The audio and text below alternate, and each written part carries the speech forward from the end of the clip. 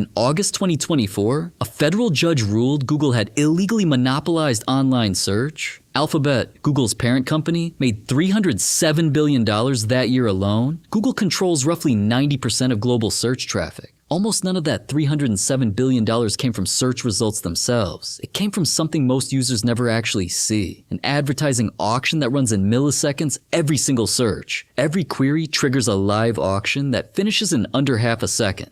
Advertisers bid against each other for a sliver of your attention. You never see the bidding. You only see the results. That invisible auction generates more revenue than Coca-Cola, Nike, and McDonald's combined. So how did a research project at Stanford become a $1 trillion advertising machine? The answer starts with 2 graduate students and a broken business model. Google processes over 8.5 billion searches every single day. YouTube, which Google owns, has over 2.7 billion monthly users. Android runs on more than 3 billion active devices worldwide. Gmail alone has over 1.8 billion active accounts. None of these products charge you a single dollar to use. If you're not paying for the product, you are the product. That line gets repeated constantly. It's only half true. You're not the product. Your attention is the inventory. Advertisers pay for access to you, priced by an algorithm. In 2023, over 10 million businesses advertised through Google, from a plumber in Ohio to Fortune 500 companies in Manhattan. To understand the machine, you have to go back to 2 Stanford students. Their names were Larry Page and Sergey Brin. Brin was the mathematician. Page obsessed over how the web linked together. In 1996, they built a search engine at Stanford called Backrub. Their insight, called PageRank, treated every link to a page as a vote. The more a page was cited by others, the higher it ranked. It was more accurate than anything else on the market. By 1998, they'd incorporated as Google, working out of a rented garage. Their first office was literally somebody's garage in Menlo Park, but accuracy alone didn't pay a single bill. For 2 years, Google had no real business model at all. Competing search engines were selling clunky banner ads and clutter. Page and Brin refused. Banner ads made search results worse. Then in 2000, they found their answer inside a company called GoTo.com.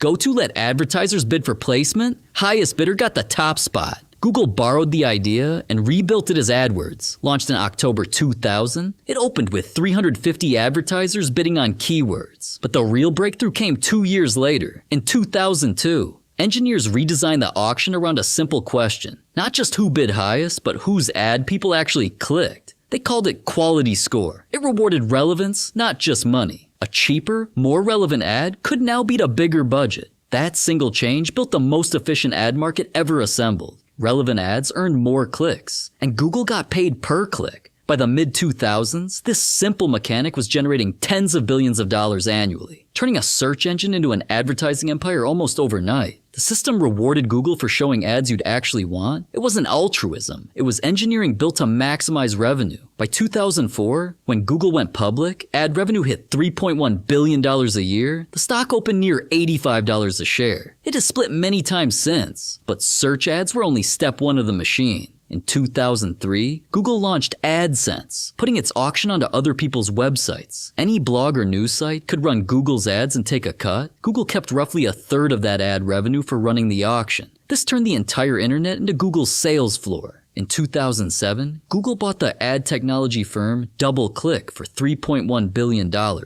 DoubleClick placed the banner and video ads Page and Brin once hated. It gave Google control of both sides of the ad exchange. Publishers selling space and advertisers buying it both ran through Google's pipes. This is the moment worth naming. Call it the both sides deal. Google became the exchange, the auctioneer, and a bidder all at once. No other company controlled that much of the online ad pipeline. Regulators approved the merger in December 2007 without blocking it. The $3.1 billion deal cleared both the FTC and European Commission after months of antitrust scrutiny, cementing Google's dominance over online advertising for years to come.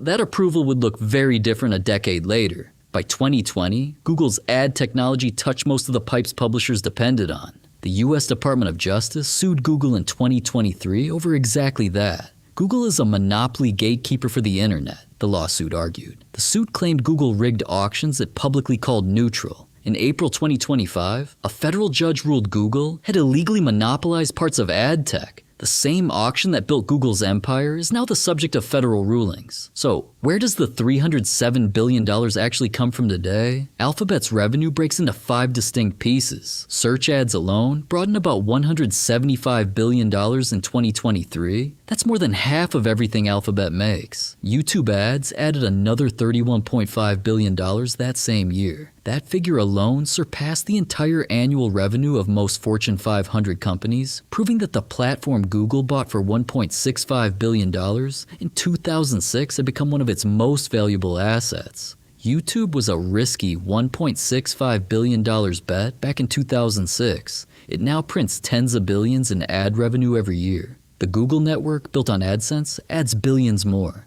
That's the cut Google takes from millions of other websites. Then there's Google Cloud, competing with Amazon and Microsoft for enterprise contracts. Cloud turned its first full-year profit only in 2023 after years of losses. Finally, Play Store fees and Pixel hardware round out the rest. Search advertising remains the core, roughly 3 out of every $5. YouTube, once dismissed as a video toy, now anchors a second ad empire. The Google network extends that auction across millions of independent websites. Google Cloud proved Google could sell infrastructure, not just attention. And Play Store fees and hardware sales fill in what's left. For 25 years, that model was remarkably stable. You search, ads appear, advertisers pay per click. In 2023, that model met its first real challenger. OpenAI's ChatGPT reached 100 million users within 2 months of launch. Suddenly, people asked questions and got answers without clicking a single result. No search results page, no ad auction, no revenue for Google. Internally, the alert reportedly read simply, "Code red."